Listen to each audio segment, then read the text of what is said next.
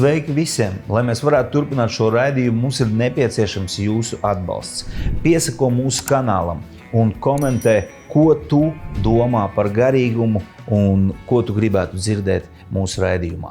Bet tagad dodamies uz interviju. Sveiki visiem! Es esmu Raimons Blisiņš un šis ir raidījums Klātbūtne. Raidījums, kurā mēs runājam ar cilvēkiem, kuri iet savu garīgo ceļu. Un šodien mēs esam ciemos Rīgas sinagogā un ciemos pie rabīna Elijohu Krumera. Sveicināts! Sveiki! Prieks šeit būt un iesākt es gribu ar jautājumu par kipu. Es cieņpilni vēlētos izturēties pret šo, bet sākumā es gribētu saprast, kāda ir tam jēga, nozīme.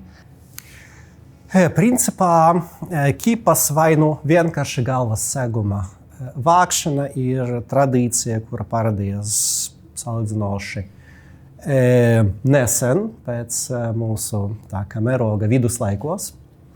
Un nav īsti zināms šīs tradīcijas izcelsmes iemesls, bet kopumā var sajust, ka tas nozīme ir, lai cilvēks justu, ka viņam virsū kaut kas ir. Mm-hmm. Bet rezultātā tā vienkārši ir tāda ebreju tradīcija. Un tā ir pieņemts, ka ebreji viņi staigā ar apsēgtu galvu. Un arī, kā jūs minējat, tas ir tāds tāda pieklājības lieta, kad ienākot sinagogā pat cilvēki, kuri nepiedar pie ebreju ticības, viņi arī uzvelk kipu, vai arī īstenībā jebkuru citu galvas segumu. Mm-hmm. Nav kādu. Tad es šajā raidījumā būšu šādi. Īstenībā par šo ēku es vēlējos jautāt, cik svarīgi jums ir atrasties šeit Rīgas centrā un sinagogā, un kāda ir īsi, ja mēs varam to vēsturi viņas... Kā jūs varbūt zināt, tad mūsu sinagoga ir gara vēsture, salīdzinoši gara. Tā ir uzcelta pirms 120 gadiem, 1905. gadā, un tā ir bijusi pirmā un vienīgā sinagoga Vecrīgā. Bez tās, teiksim, uz kara sākuma brīdi Latvijā darbojas apmēram 30 sinagogas un lūkšanas nami. Un tā ir vienīgā, kura ir palikusi stāvēt. Mm-hmm. Jo pārējās sinagogas tika sadedzinātas pārsvarā 41. gada jūlijā. Un šī netika sadedzināta tādēļ, ka apbūve Vecrīgā ir ļoti, kā to sauc, ļoti tuva, cieša. Un tad bija iespējams, ka viss kvartāls vai visa pilsēta sadegs, tāpēc to atstāja mierā. Bet es pats šajā sinagogā pirmo reizi atnācu, kad man bija 3 gadi. Mm-hmm. Es atceros, ka mans tēvs uz tādiem lieliem Simhas Toras svētkiem atveda mani uz šejieni, un toreiz Rīgā bija stipri vairāk ebreju nekā šobrīd, un visas ielas ārpus sinagogas bija piekrautas ar cilvēkiem. Mm-hmm. Mans tēvs apsēdināja mani sev uz plečiem, un iespiedās cauri un ienes mani iekšā, lai es paskatītos, kā dejo ar toras ruļļiem. Mm-hmm. Tas bija padomju laikā? Jā, tas bija padomju laikā, 84. vai 5. gads laika. Es esmu ļoti pateicīgs mūsu atbalstītājiem. Virtuālais golfs, kur tu vari spēlēt golfu gan ziemā, gan arī vasarā, un vienalga kādā līmenī tu to dari. Kā arī pica Čaka ielā 37. Nāc un izbaudi picu Itāļu gaumē. Un tagad dodamies uz raidījumu. Bet vai padomju vara tajā laikā ļāva eksistēt ebreju kopienai?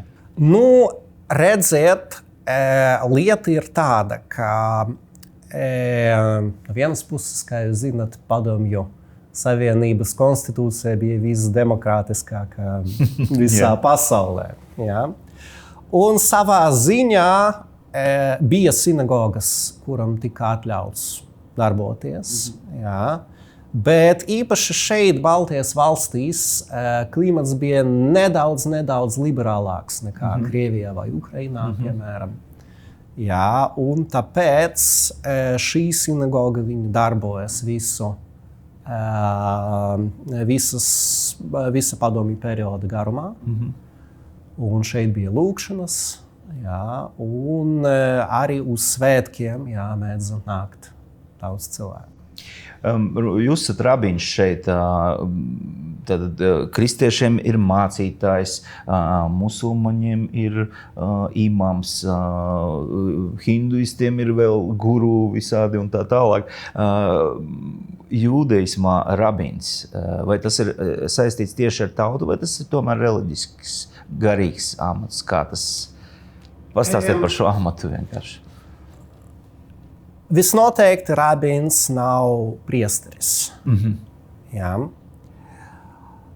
Ko īsti rabīns dara, tas ir stipri atkarīgs no tās draudzes vai tās, teiksim, organizācijas, kurā viņš strādā par rabīnu. Pārsvarā var teikt, ka rabīns ir eksperts ebreju likumā, alahā. Jā. Un tātad visbiežāk viņa loma ir tas, ka viņš apmāca citus, un arī viņš ir tas cilvēks, pie kurā nāk ar jautājumiem, jā, kad rodas kaut kāda problemātiska situācija, vai nu saistīta ar rituāliem likumiem, vai nu arī vienkārši tā kā dzīves problēmas. Jā, jo tas savā veidā arī ir daļa no Toras likuma. Un, pieņemsim, ja jūs sakat, ka nav priesteris, bet tad ir arī priesteris? Nē, negluži. Redziet, ir tādi cilvēki, jā, kurus sauc par koeniem, un viņi ir Ārona, Mūzes brāļa pēcteči. Jā. Un viņi bija tie, kuri kalpoja templī. Jā, tātad viņi nodarbojas ar visiem iekšējiem tempļu procesiem, arī ar upurēšanu un tālāk. Savā veidā viņus var droši vien saukt par priesteriem, bet arī es nezinu, cik precīzi ir šī analoģija. Bet tas atkal attiecās tikai uz tempļa kalpošanu. Jā. Sinagoga nav templis. Sinagoga ir vienkārši vieta, kur ebreji pulcējas, lai viņi varētu lūgties, mācīties, citas lietas darīt. Jā, bet tas visnoteikti nav templis. Tad līdz ar to mūsu laikos nav priesteru? Tā var teikt. Ir cilvēki, kuri zina, ka viņu ģimenes nāk no šīs dzimtas, arī mūsu draudzes priekšsēdētājs, Reb David Kagan. Viņš ir Ārona tiešais pēcnecis. Jā. Bet principā viņiem, teiksim, ir jāizrada īpašu cieņu, bet kaut kādas specifiskas funkcijas, ko viņi tā kā pildītu, nav. Un kāds bija jūsu personīgais ceļš? Kā jūs nonācāt pie tā, ka vai jūs jau bērnībā sapratāt, ka jūs būsiet rabīns? Kā jūs gājāt? Pastāstiet, kā jūs augāt bērnībā, jo ir dzirdēti dažādi stāsti, kā ebreju ģimenē aug bērns ar grāmatām. Un kāds bija jūsu stāsts? Lieta ir tāda, ka mana ģimene ir bijusi ļoti sekulāra, vienkārša ebreju ģimene, jo padomju laikos, kā jūs droši vien zinat, īpaši netika veicināts, kā ebreji pieturētos pie saviem likumiem, un principā tas bija saistīts atkal Baltijas valstīs, tas bija puslīdz iespējams, bet vienalga bija saistīts ar nopietnām sankcijām, jo bija zināms par cilvēku, par ebreju, ka viņš ir ticīgs, un pieturās pie reliģiskiem likumiem, tad visnoteikti kādu karjeru viņam uzbūvēt nebija iespējams. Tā ka mana ģimene bija vienkārši sekulāra ebreju ģimene. Es zināju, ka es esmu ebrejs. Jā. Nedaudz zināju par svētkiem, bet apmēram tas bija viss. Un tā sanāca, ka 16 gadu vecumā mana vecmāmiņa atveda mani uz sinagogu. Kaut kādas lietas viņai šeit vajadzēja nokārtot. Un es iepazinos šeit ar vienu jaunu rabīnu, kurš tikko bija atbraucis. Viņa vārds bija Ravārija Beker. Un tad es sāku ar viņu mācīties. Man vienmēr interesēja lietas, kuras bija ārpus mainstreama. Ja. Un es lēnām sāku izzināt, kas ir tā ebreju ticība un kas ir Toras gudrība. Jā, Tora šaurākā nozīmē ir Mūzes 5 grāmatas, bet plašākā nozīmē tā ir visa mūsu tradīcija, kurā ir gan rakstiskā daļa, gan mutiskā daļa, Talmuds. Tie ir Talmuds, tas nozīmē skaidrojumi Torai, vai, ja es pareizi saprotu? Teiksim tā, līdzās tām, ka Mūzes uz Sinaja kalna saņēma to rakstisko tekstu, ko jūs droši vien zinat. Ja. Viņš saņēma arī mutisko tradīciju par to, kā to tekstu interpretēt, kā ar viņu strādāt. Ja. Un vairāku gadsimtu garumā pēc tam šī tradīcija viņa palika mutiska, viņa bija aizliegts pierakstīt. Bet apmēram pirms 2000 gadu tika pieņemts lēmums, ka tā tomēr tiks pierakstīta. Jā, un viens no svarīgiem etapiem tās pierakstīšanā bija tieši Talmuds. Jā, savā ziņā šīs process turpinājās arī šobrīd. Okay. Jā, bet par jūsu ceļu. Un tad jūs sākat izzināt. Jā, tad es sāku mācīties. Jā.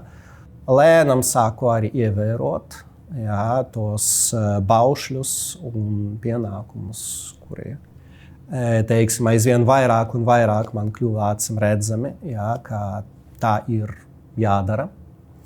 Paralēli es mācījos universitātē, psiholoģijas fakultātē.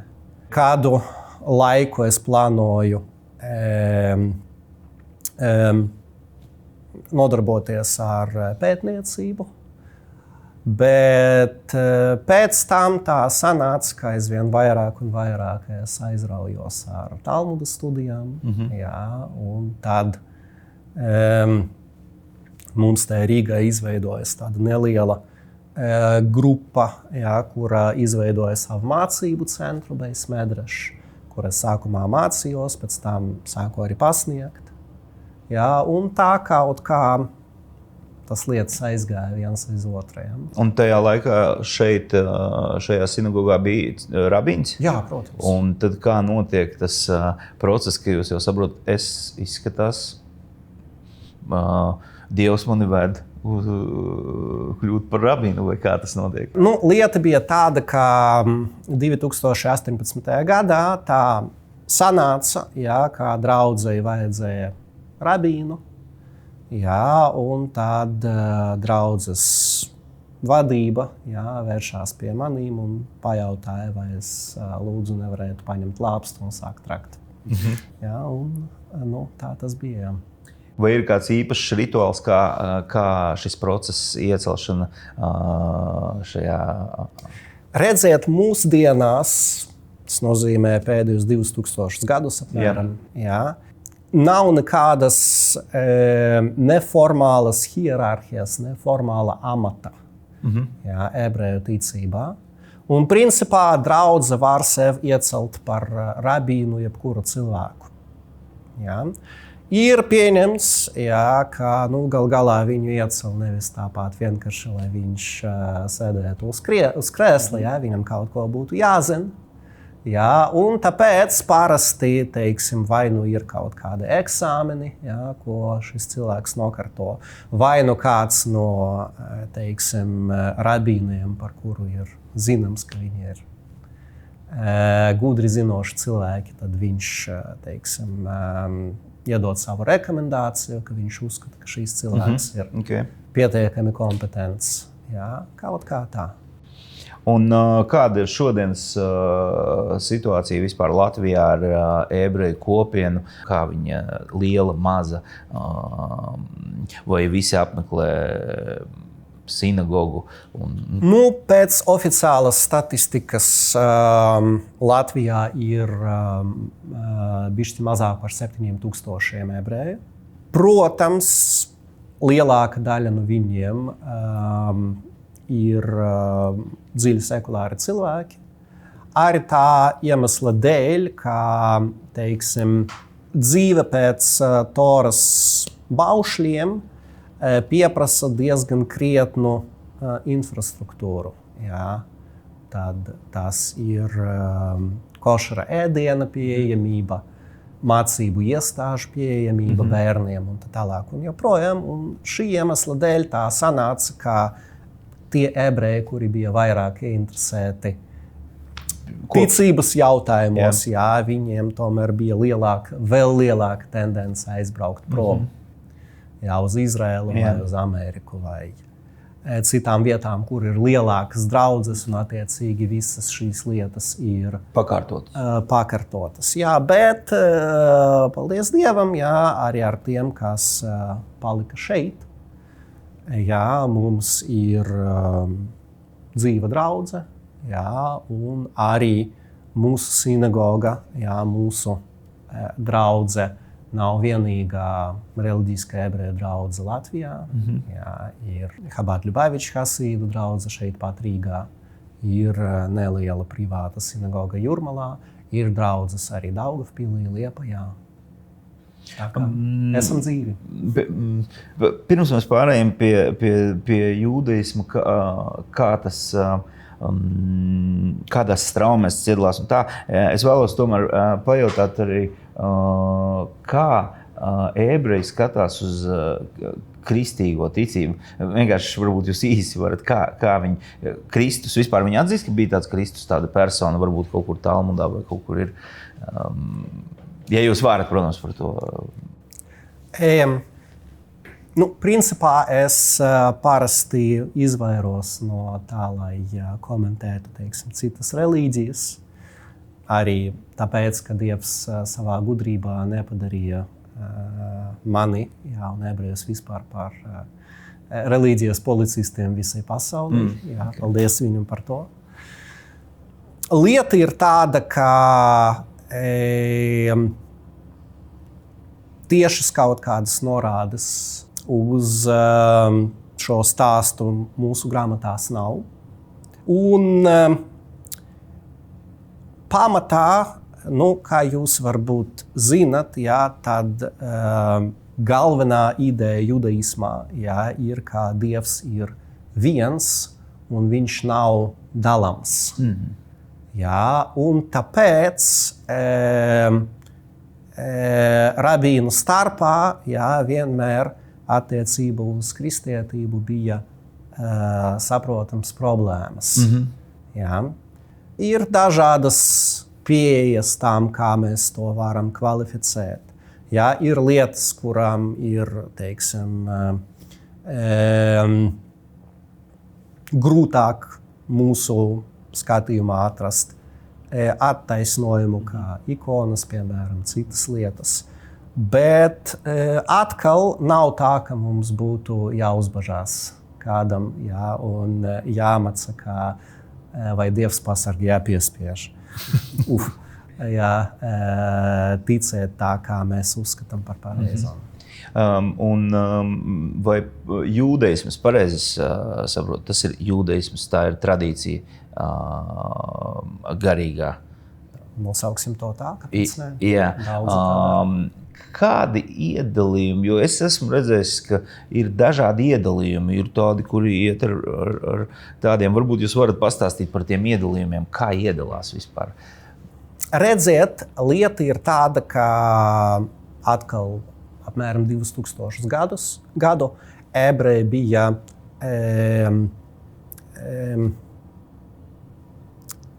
Rasījani. Izkaisīti, jā, pa visu pasauli. Un attiecīgi tā geogrāfija bija ļoti plaša.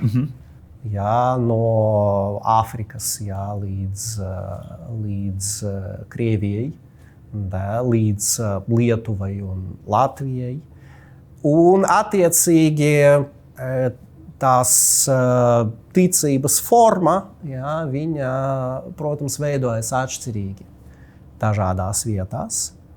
Arī līdz ar dažādiem vēstures izsaukumiem mēdz rasties visādi mēģinājumi pa jaunam kaut kā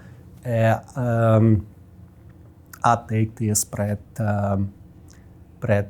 tiem notikumiem, jā, un izmaiņām sabiedrībā. Un līdz ar to veidojas dažādas atkal judaisma formas, kustības.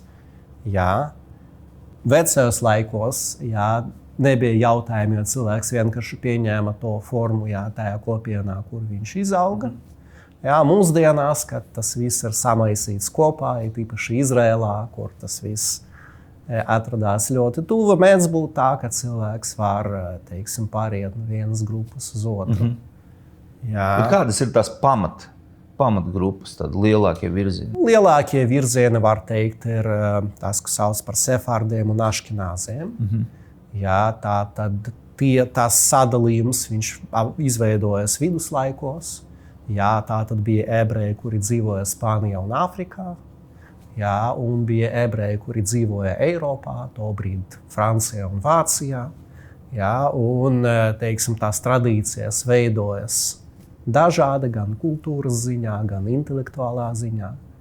Jā, un tāpēc, teiksim, tādas lielas grupas izveidojas. Jā. Un vai ir kaut kādas īpašas atšķirības, kas ir tie, kas ar tiem matiem? Redziet, tas ir viens no Toras baušļiem, jā, kā cilvēkam nedrīkst, teiksim, pilnībā izskūt šīs vietas. Jā. Jā. Pēc likuma, jā, pietiek, lai tur vienkārši ir mati, ko var, tā kā uzcert ar pirkstiem. Bet, teiksim, ir tādi judaisma veidi, kustības, kā jūs sakat, jā, kur, teiksim, viņiem ir vairāk mistiska pieeja, jā, un tad viņi uzskata, kā nepietiek vienkārši ar to, ka mēs tos padaram nepavisam iznīcināts, jā, tad viņus jāaudzina, jā, un tā viņi to dara. Bet savā starpā vienoti cilvēki ir, kā jūs sakat, ka jums nav tendence pārmācīt vai tur iemācīt savādāk, pieņemsim, dzīvot tur citus, kas uztver kaut kā savādāk dzīvi, vai judaismā? Protams, ir bijuši visādi stāsti, ir bijušas visādas situācijas, ir bijuši arī sāpīgi momenti. Jā, bet kopumā mūsdienās vismaz, jā, vairākuma gadījumu tās kustības viņas pastāv autonomi. Jā, pastāv blakus viena otrai. Tā nav gluži autonomija, jā, jo, teiksim, īpaši mūsdienās viss ir ļoti, ļoti nosacīti. Runājot par ebrejiem vispār kā tautu, cik man ir zināms, ebreji ir izredzētā tauta. Tā ir rakstīts, vismaz, ja Tora ir kristiešiem vecā derība, tad tur cerams, ka tur ir tieši tas pats rakstīts, bet es nezinu, oriģinālu Toru neesmu lasījis. Ko tas nozīmē izredzētā tauta? Kad mēs runājam par to, kas vispār ir ebreji, jā, jo jūs sakat tauta, jā, bet mēs ar jums laikam pieradam pie tautas definīcijas, ka tie ir cilvēki, kuri, nezinu, izskatās apmēram vienādi, jā, runā vienā valodā. Jā, tātad viņiem ir kaut kādas vienādas tradīcijas. Un, ja jūs salīdzināsiet ebreju, teiksim, no, pieņemsim, Latvijas un ebreju no Marokas vai vismaz kurš dzīvo šobrīd Izrēlā. Jā, bet izcelsme ir no Marokas, jo no 200,000 draudzes Marokā palika šobrīd, man liekas, kā apmēram mazāk par 2,000. Tad jūs neatradīsiet neko tādu. Jā, tad šie divi cilvēki, jā, viņiem būs atšķirīga ādas krāsa, viņiem būs atšķirīga valoda. Jā, viņiem būs atšķirīgas tradīcijas, absolūti atšķirīga virtuve. Jā. Un citas lietas. Un tas man vienmēr ir izsaukums, paskaidrot, ko īsti nozīmē ebreju tauta. Mūsdienu šī vārda tauta izpratnē. Jā. Bet atstāsim šo jautājumu nomalē. Jā. Ebreju vēsture, kā mēs parasti to sākam, viņa sākas ar cilvēku, kurām vārds bija Abrāms. Ja? Abrāma tā īpaša kvalitāte, ja, kura viņu tā kā nolika uz, teiksim, tādā veidā, ka viņš bija it kā viena upes krastā, ja, un visa pasaule bija otrā upes krastā. Ja. Tātad viņa tā kvalitāte bija, ka viņam bija visvairāk vajag. Viņam visvairāk vajadzēja. Jā, un tā, man liekas, ir kvalitāte, pēc kuras mēs varam definēt ebrejus kā tautu. Ja. Mēs esam tie cilvēki, kuriem visvairāk vajag. Ja. Tas attiecās uz gan materiālām lietām, gan garīgām lietām. Es nedomāju, ka materiālām lietām tik daudz, jā, bet pārsvarā tas attiecās uz idejām un savā veidā arī uz taisnīguma izjūtu. Jā. Un Ābrāms bija tās cilvēks, kurš meklēja Dievu. Jā, viņam bija tas viņa visvairāk vajag.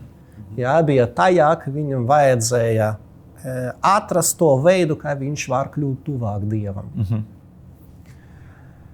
Un to savu ceļu viņš pārmantoja savam dēlam, pēc tam mazdēlam. Jā, un pēc tam, pēc 400 gadiem, jā, tad no Ēģiptes jau iziet vesela tauta. Jā. Vairāki miljoni cilvēku, jā, kuriem visiem visvairāk vajag. Jā. Un tajā ziņā mēs esam izredzēta tauta.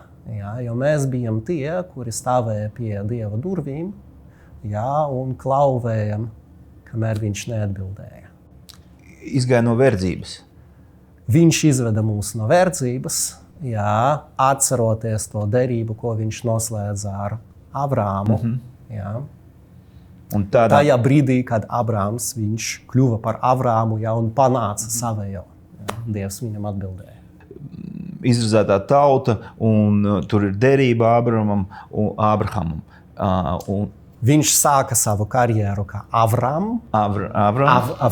Jā, un tad Dievs viņam izmainīja vārdu, jā, un kļuva par Avrahamu. Jā, un viņam arī bija derība, un derība bija apgraizīšana. Jā. Un mans jautājums par apgraizīšanu. Es gribu ļoti, ļoti saprast šo tēmu. Ko tas nozīmē praktiski? Kāpēc? Kā skaidro mūsdienu cilvēku? Ļoti vienkārši. Tas ir viens no Toras baušļiem. Jā. Tas ir viens no tādiem pamatbaušļiem. Jā. Tas, kas definē to, kas ir ebrejs. Tas ir pirmais baušļis, ko Ābrāms saņēma no Dieva. Jā, pirmais pienākums, kurš viņam bija tāds unikāls. Jā. Jā. Tā ir derības zīme, kas nozīmē, ka šī derība nav vienkārši kaut kāda abstrakta ideja, jā, vai kaut kāds līgums, ko mēs parakstījām ar Dievu, bet tā ir daļa no mūsu ķermeņa būtiski. Bez tā, kā vienā slavenajā anekdotē, jā, tas ir paskaidros, tas arī ir skaisti. Jā. Un ārsti saka, ka no medicīnas viedokļa tā arī ir laba lieta. Jā. Okay. Labi, un kā notiek, ja pieņemsim, es saprotu, to dara 8 dienu vecumā. Jā. Bērniņš, kad piedzimst. Bet kas notiek ar cilvēku, ja viņš, pieņemsim, ieiet tradīcijā mūsdienu tādā vecumā kā es, piemēram? Tāpat kā to dara, kad to vajag izdarīt medicīnisko nolūku dēļ. Jā. Tāpat kā bērnam to nedara katrs uz ielas. Jā, ir speciāli apmācīti cilvēki. Tā specialitāte saucas moeļi. Jā, un ja jums ir nojausma par to, kāda ebrejiem ir attieksme pret saviem bērniem, tad jūs varat nojust to atbildības līmeni, kurai moeļam ir jābūt, pieskaroties. Mūsdienās tas notiek. Praktiski Latvijā šeit arī ir cilvēki, kuri es visas kļūšu par... Ir viens mans kolēģis, kurš dara apgraizījumu bērniem, vai arī, kad viņam ir citas darīšanas, viņš nav Latvijā, tad mēs varam ielūgt kādu arī no Izraēlas vai no citām vietām. Un parasti cilvēki, tie moeļi, kuri taisa apgraizīšanu pieaugušiem cilvēkiem, tad viņi parasti arī ir ārsti. Tad viņiem ir, protams, tā ir stipri nopietnāka operācija ar narkozi arī vietējā parasti. Bet vai jūs zinat, cik ilgi pēc tam cilvēkam ir jācieš? Cik ilgā laikā tas sadzīst? Dažu mēnešu laikā. 1 mēnesis, ar 1 mēnesi laikam, 2 mēnešiem. Šī tradīcija tāda turpinās. Pārējot pie ģimenes, kādas ir attiecības? Vispār kā notiek precības? Kāda ir tradīcija? Tā ir tāda diezgan gara saruna. Īsumā var teikt šādi, ka vispirms precības kā tādas, un ģimene ir ārkārtīgi svarīga lieta mūsu ticībā. Un tad attiecīgi reliģisko ebreju vidū ir pieņemts, ka tas notiek salīdzinoši agri. Tas ir 18, 19, 20 gadu vecumā. Un tā tad līgavainis, viņš tā kā uzdevina, negluži uzdevina, viņš līdz ar to gredzenu, ko viņš uzvelk līgavai uz pirksta, viņš padara viņu par savu sievu. Tā ir ļoti skaista ceremonija, taisa tādu, tas saucas hupā, tāds speciāls baldahīns, kurš savā veidā simbolizē viņu mājas. Tā tad viņi nostājas zem tā baldahīna, un aškenāza tradīcija ir, ka tas notiek ārā, vislabākajā gadījumā sinagogas pagalmā. Ir speciāli svētījumi, kas tiek skaitīti. Un to visu dara uz pie vīna glāzes. Tā ir tāda. Bet kā notiek līdz tam, vai to laulību arī ietekmē vecāki? Vai principā nekādas? No likuma ziņas vecāki, protams, nekādi nevar to ietekmēt. Bet protams, no kultūras vai cilvēciska vienkārši aspekta ziņas, protams, kā vecāki ir tajā visā ļoti iesaistīti. Jautājums par sieviešu un vīriešu lomu attiecībām, vai ir kaut kas atšķirās no mūsdienu, pieņemsim, latviešu sabiedrības. Ebreju kopienā īpaši sievietei kaut kāda savādāka loma vai vīrietim, vai kaut kādas, kas ir īpaši, ko var izcelt? Atkal tas lomu sadalījums ir ļoti atšķirīgs dažādu ebreju kopienu starpā. Teiksim, sefardiem tā tradīcija viņa būs stipri vairāk patriarchāla. Jā. Aškenāziem viņa mēdz būt vairāk matriarchāla. Kādā jūs esat? Es esmu aškenāzs, protams. Tajā ziņā, ka mājās, jā, saimniece ir tas noteicošais vārds bieži vien. Jā, un principā jebkur gan sefārdu, gan aškenāzu tradīcijās, protams, ir ļoti, ļoti svarīga liela cieņa pret sievieti, jā, pret sievu, pret māti. Jā, tas ir kaut kas, kas ir ļoti svarīgs un raksturīgs mūsu tradīcijā. Un, teiksim, tādas lietas kā ģimenes vārdarbība, protams, mēdz notikt viss kas, jā, bet jau 1000 gadu atpakaļ viens no mūsu tādiem dižiem rabīniem, Ram no Rotenburga, viņš rakstīja, ka jā, kādu vīrieti piecer uz tā, ka viņš sit savu sievu, jā, tad viņu ir jāmet nekavēties no draudzes ārā. Vēl viens jautājums par ebrejiem. Ir tāds mīts, es mazliet lēkāju pa tēmām, bet man vienkārši, es nevaru neuzdot šo jautājumu.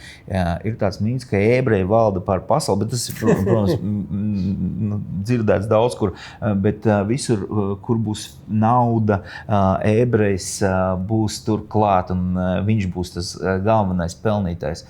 No kurienes nāk šie dūmi, teiksim tā? Jā, ja jūs atceraties, jā, tad padomju laikos jā, bija tāds lozungs, jā, ka ebreji ir pārdevuši Krieviju, vai ne?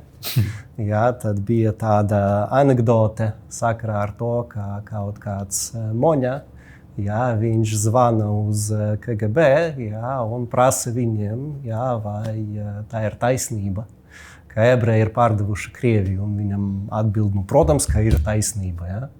Uz ko viņš prasā, kur lūdzu es varu saņemt savu daļu. Okay. Lieta ir tāda, ka principā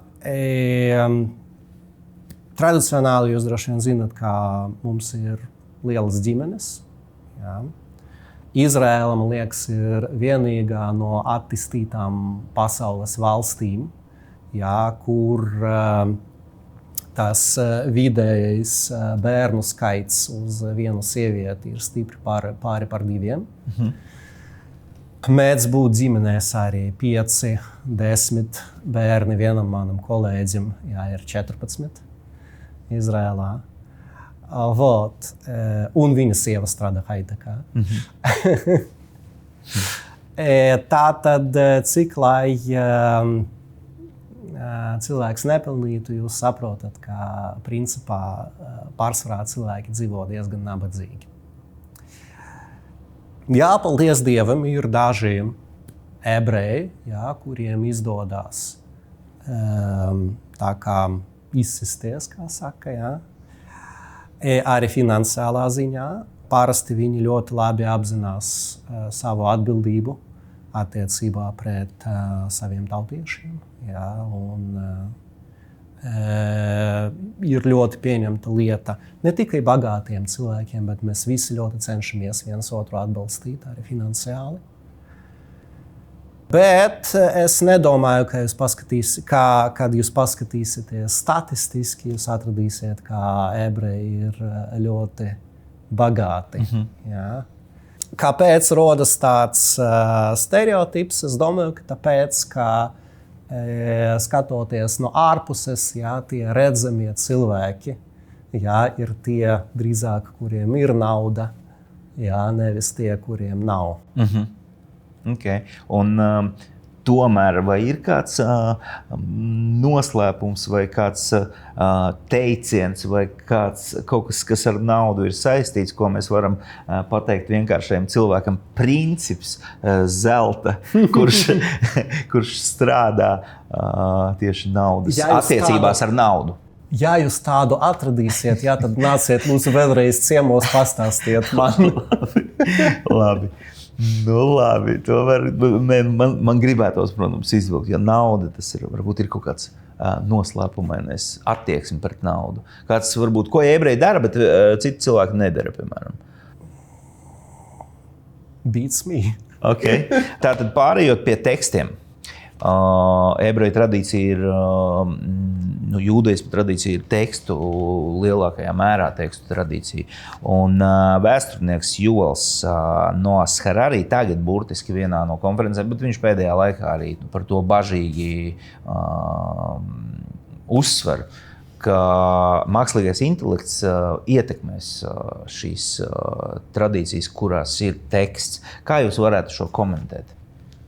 Pēc jūsu norādījuma, es esmu paskatījies viņu uzstāšanos, pirms jūs man par viņu pastāstījāt, man nebija jausmas, ka tās cilvēks vispār pastāv. Okay.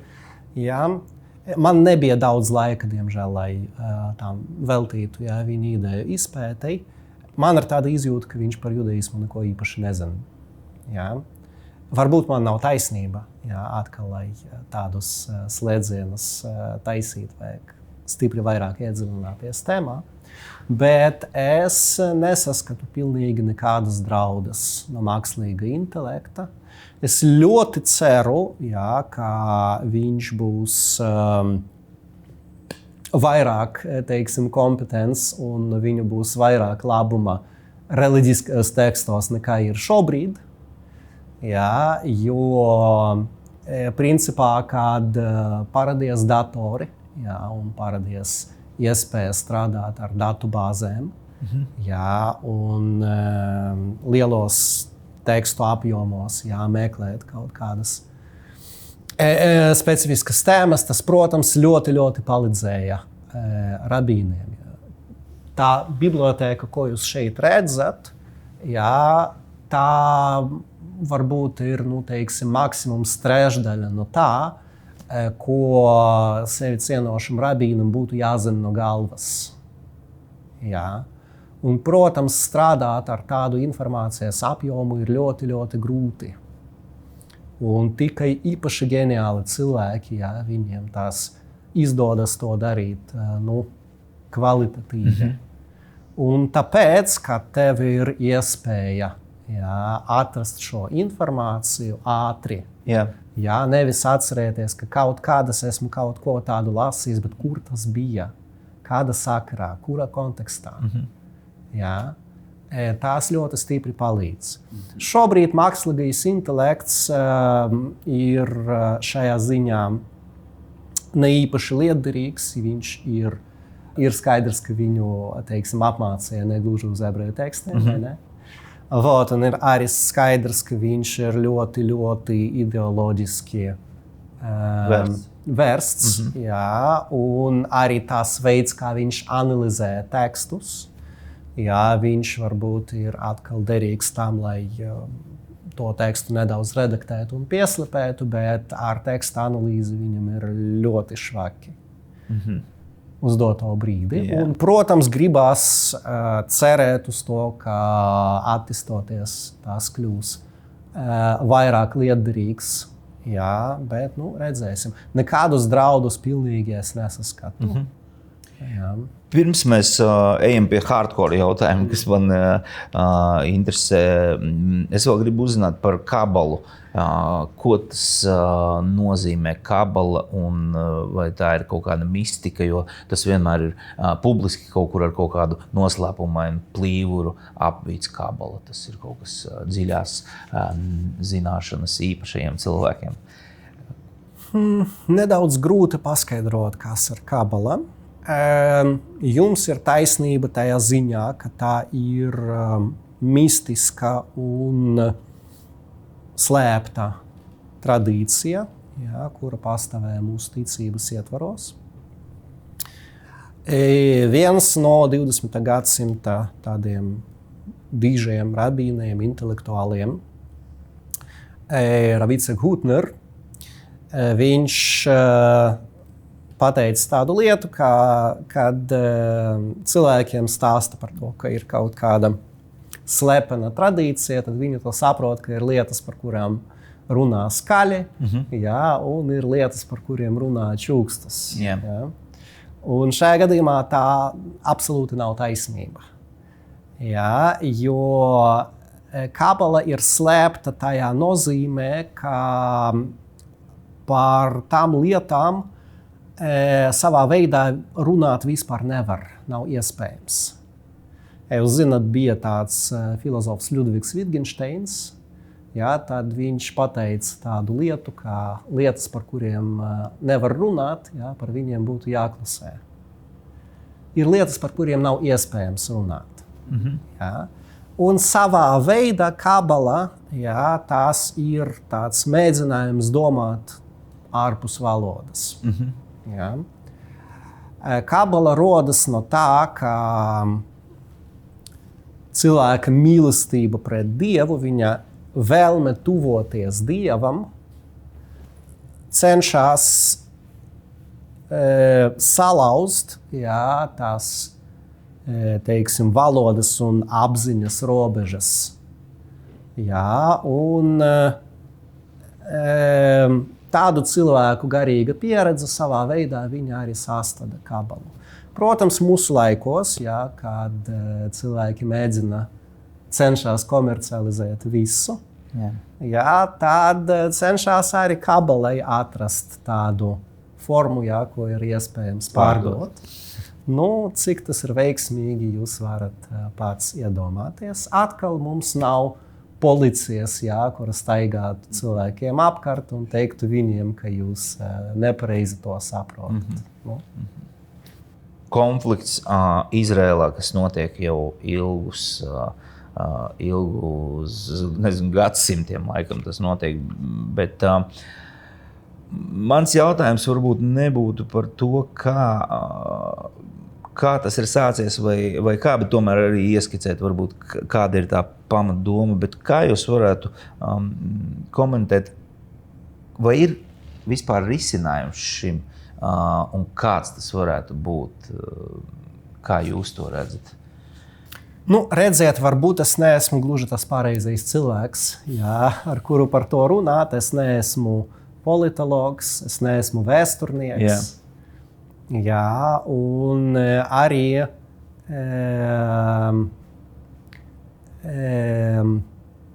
neesmu speciālists Izraēlas politiskajā situācijā. Mēs redzam, ka, kā jūs pieminējat, šīs konflikts viņš ilgst, jā, vairākus gadsimtus. Jā. Jautājums, ko mēs izvēlēsimies par starta punktu, jā, jo savā veidā var pateikt, ka tas starta punkts notika vēl pirms ebreji pieņēma Toru uz Sinai kalna, jā, kad tā Amaleku tauta, jā, viņi uzbruka mums tūkstnešu vidū. Jā. Un antisemitisms vienā vai citā formā, jā, mēs ar viņu dzīvojam visas savas vēstures garumā. Vai ir iespējams risinājums? Nu, savā laikā, man liekas, ka Golda Meira, Izraēlas viena no ministru prezidentiem, man liekas, ka viņi pieraksta parasti to teicienu, jā, ka šīs konflikts beigsies tajā brīdī, kad arābi savus bērnus mīlēs vairāk, nekā viņi ienīst ebrejus. Wow. Ja. Ir tā anekdote, kad ebrejs šabatā iet, cik es saprotu, nevar neko darīt, un viņš redz maku, un viņš Dievam lūdz. Dievs, paldies Tev, ka visiem ebrejiem ir šabats, bet man ir trešdiena. Ko nozīmē šabats ebreju tradīcijā? Kas tas ir? Tā ir liela lieta īstenībā. Arī tā ir viena no centrālām paradībām, tā var teikt, centrālajiem baušļiem. Jā, vesels baušļu kopums īstenībā. Viens no garākiem Talmuda traktātiem ir veltīts šabatam. Tur ir? Jā, tur augšā. To mēs pēc raidījuma varbūt atvērsim.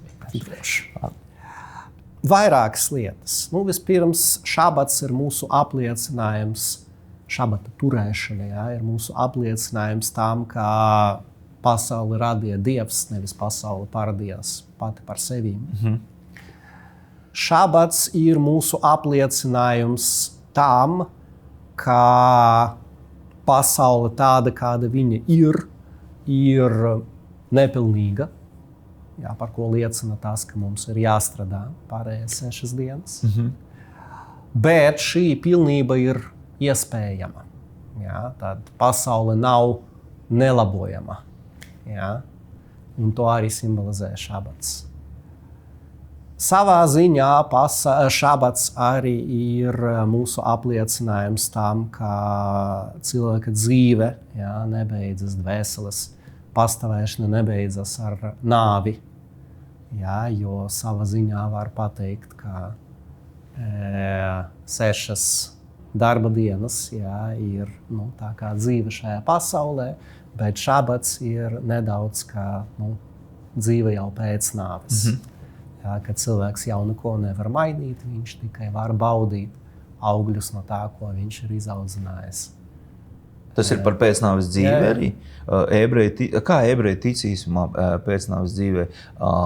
Dvēsele aiziet kur? Dvēsele aiziet, teiksim, sākumā viņa iziet tādu attīrīšanas procesu. Jā, no tā, kas ir, savā veidā var pateikt, pielips viņai klāt materiālas dzīves laikā. Gadījumā cilvēks īpaši nebija piesardzīgs tajā, lai dzīvotu pareizi. Un pēc tam viņa nonāk tādā garīgā pasaulē, jā, kur viņa bauda dievišķo gaismu, jā, mācas Toru. Bet arī mēs ticam tam, ka šī fiziska pasaule tādā veidā, kādā viņa pastāv, jā, viņa nav mūžīga. Jā, un kad reiz šī pasaule tiks labota, jā, un tad visas tās dvēseles, jā, kuras ir nonākušas līdz tai garīgai pasaulē, jā, viņi atkal atgriezīsies arī materiālā pasaulē, jā, un pēc tam turpinās dzīvot, jā, šajā pasaulē, kura jau būs, teiksim, izlabota. Un kas notiek ar tām dvēselēm, kuri nav ebreji, kuri nav bijuši pagāni, teiksim tā? Lieta ir tāda, vispirms kāpēc jūs sakat pagāni? Jā, nav obligāti, ka cilvēks, kurš nav ebrejs, viņš ir pagāns. Jā. Mēs uzskatām, ka jebkurš cilvēks, kurš tic Dievam, tic tam, ka Dievs ir viens, tic Dievam, ievēro pamat likumus, jā, ka viņš nenogalina, viņš nezog, jā, viņš nepārkāp laulību, jā, citas tādas pamatlietas. Viņš pareizi dzīvo savu dzīvi un nav nekāda iemesla viņam kaut ko mainīt. Un šim cilvēkam ir daļa arī tā, ko mēs saucam par nākamo pasauli. Jā. Un pat, ja viņam nav teiksim, jausmas par to, ka pastāv tāda ebreja, tāda Tora, jā, jo mēs uzskatām, ka ticība Dievam cilvēkam ir kaut kas dabisks. Jā. Un tikai tāpēc, ka šajā dabā, jā, iejaucās kaut kādas cilvēka materiālas vēlmes, tā var teikt. Jā. Tāpēc šī dabiska ticība viņa tiek izkropļota. Jā. Bet gadījumā, ja tāds cilvēks, viņš saka, ka nē, man ar to nepietiek, jā, es gribu tomēr veltīt visu savu dzīvi kalpošanai Dievam un kam citam, un ar to mērķi es gribu pievienoties ebreju tautai, tad arī tāda iespēja pastāv, tas saucas gijur. Gijur. Un var cilvēki vērsties un sākt mācīties, kā tas notiek? Es esmu dzirdējis, ka sākumā atrunās maksimāli stipri. Lieta ir tāda, ka kad cilvēks pieņem uz sevi Toru un visus Toras baušļus, un ne tikai Toras baušļus, bet arī papildus pienākumus, ko mums ir uzlikuši rabīni mūsu ticības vēstures gaitā, tā, protams, ir ļoti liela atbildība. Ja? Un atbildība nozīmē arī to, ka gadījumā cilvēks to apzināti dara nepareizi, ja, tad tas ir slikti. Un tas ir stipri sliktāk nekā tad, ja viņš nebūtu pieņēmis šos pienākumus uz sevi.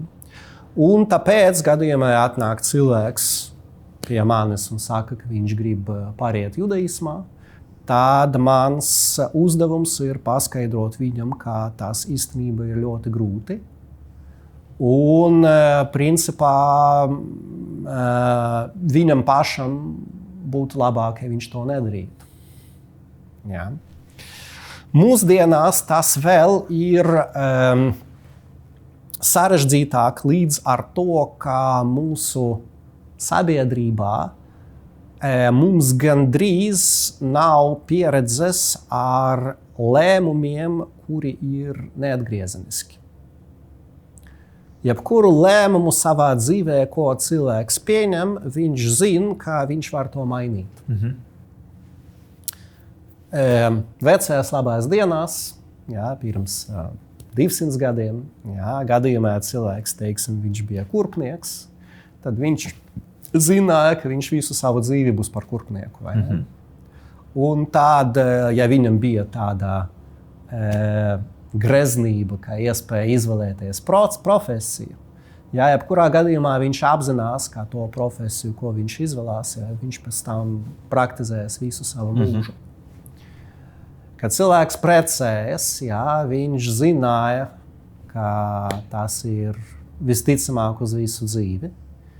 Jā, un vairākuma gadījumu tas tā arī ir bijis. Un ar citiem lēmumiem, kad viņš būvēja māju, viņš zināja, ka viņš tajā mājā dzīvos visu savu mūžu. Tieši tā. Jā. Mūsdienās nekā tāda nav. Jā, cilvēks iet mācīties pēc skolas. Viņš ne tikai zina, ka viņš varēs mainīt savu profesiju, viņš zina, ka visticamāk viņš to darīs. Ja? Kad cilvēks apprecas, ja viņš nav ļoti sentimentāls un interesēs par statistiku, viņš zina, ka statistika ir pret viņu, kā pāri par pusi no laulībām izjūg. Pāri par pusi tas vēl ir labs radītais. Jā, ir zemes, kur ir stipri vairāk. Un līdzīgi ar citām lietām. Gijurs, jā, pieņemšana, Toras baušļu pieņemšana ir ceļa uz vienu galu. To nav iespējams pēc tam mainīt, atteikties. Jā. Tad tā ir... Līdzīgi tam arī cilvēks, kurš ir piedzimis kā ebrejs, jā, viņš nevar no tā atteikties. Jā. Ko lai viņš nedarītu? Viņš ir ebrejs. Un viņa bērni būs par ebreju. Jā. Varbūt, kā jūs zinat, mūsu atkal tradīcijā tā piederība ebreju tautai viņa tiek noteikti pēc mātes. Jā. Jā. Tātad viņas bērni būs ebreji, ko lai viņa nedara. Tāpēc arī mūsdienās tas ir sevišķi svarīgi. Jā. Arī tāpēc, ka klasiski daļa no tā, kā cilvēks pieņem šo ticību, ir bijis tas, ka viņš apzinās, ka līdz ar to viņam rodas pat par sevim tas fakts, ka viņš pieņem judaismu, rada viņam ļoti nopietnas problēmas. Jā, gan sociālas, gan finansiālas un tālāk. Mūsdienu tas tā vairs nav. Jā. Jā. Gijurs mūsdienās ir ļoti problemātiska lieta. Pirms mēs noslēdzam ar fināla jautājumiem, 5 ar īsām atbildēm, es vēlos pēdējo jautājumu par to, vai jūs varat ieteikt mūsdienu cilvēkam, iespējams, kurš nav vispār saskaries ne ar judaismu, ne ar ebreju tradīciju. Ko jūs ieteiktu mūsu steidzīgajam cilvēkam miera meklējumos, kaut kādas garīgas lietas vai garīgu vienu lietu? Ko viņš var darīt praktisku, lai iegūtu to mieru? Kāpēc, lai būtu jāiegūst mieru? Es teiktu, ka ir pretēji. Ir labāk, kad cilvēks nav mierā, kad viņš ir meklējumos. Cita lieta ir tāda, ka tas nemieris, viņš bieži vien nav garīgs nemieris. Attiecībā uz to mēs sakam, ka viens no cilvēka pamat pienākumiem šajā pasaulē ir paļauties uz Dievu un ticēt tam, ka viss, kas notiek viņa dzīvē, viss, kas notiek pasaulē, nav nejauši. Tas viss notiek pēc Dieva gribas, un nekādas citas gribas, izņemot par Dieva gribu šajā pasaulē, nav. Un attiecīgi gadījumā, ja ar viņu notiek kaut kas grūts, tad tam arī ir kaut kāda svarīga jēga. Tad paļauties. Paļauties uz Dievu, bet tas atkal nenozīmē to, ka cilvēkam ir jātiecās uz to, ka dzīve ir kā pludmale. Tas noteikti nav raksturīgs judaismam. Fināli jautājumi. Kas ir ebreju tautas lielākais pluss? Ko nozīmē lielākais pluss? Attiecībā uz ko? Uz citām tautām? Es neesmu pārliecināts, ka tāds pastāv.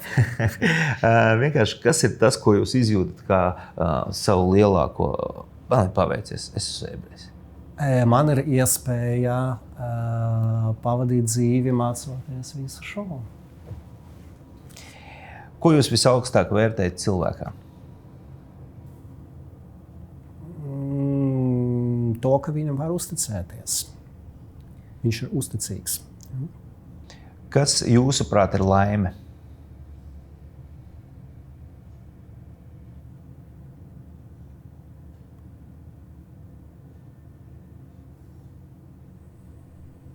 Iespēja dzīvot saskaņā ar sevi. Grāmata, ko jāizlasa ikvienam cilvēkam, izņemot Toru. Neesmu pārliecināts, ka tāda pastāv. Kuru jāizlasa jebkuram cilvēkam? Ko jūs ieteiktu? Jūs zināt daudz grāmatas, ko jūs ieteiktu šo izlasu obligāti? Es nezinu, tas būs stipri atkarīgs no konkrēta cilvēka. Es nedomāju, ka var būt tāda grāmata, kura tā kā visiem ir jāizlasa. Ir jāizlasīt. Okay. Grāmata, kuru jūs ir uzrunājusi? Jūs domājat no ebreju grāmatām vai no, teiksim, jūs varat, ko jūs pēdējo varētu pateikt, šī man reāli uzrunāja, interesanti. Bija viena grāmata, ko es esmu izlasījis bērnībā, un tagad lasu saviem bērniem. Bija tāds vācu rakstnieks Mihaēlim De, un bija viņam tāda bērnu grāmata Momo. Tā ir. Un pēdējais. Svarīga grāmata, Ja jūs satiktu sevi pirms 20 gadiem, ko jūs sev pateiktu?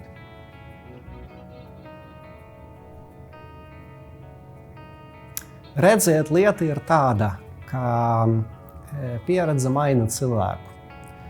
Bet tā kā padot šo pieredzi, bez šīm izmaiņām, nav iespējams.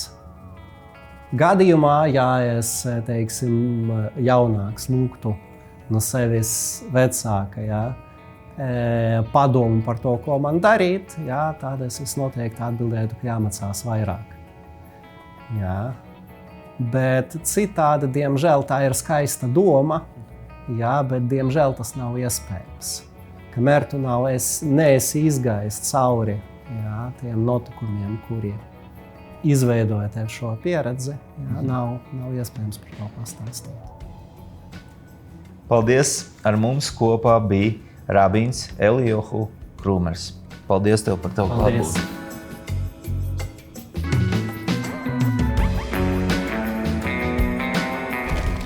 Noslēgumā vēlos atgādināt, piesakojiet mūsu kanālam, jo tas palīdz YouTube algoritmam novirzīt šo saturu cilvēkam, kuram tas varētu interesēt. Un iekomentē kaut ko tu domā par garīgumu. Paldies par tavu klātbūtni un tiekamies nākamajos raidījumos.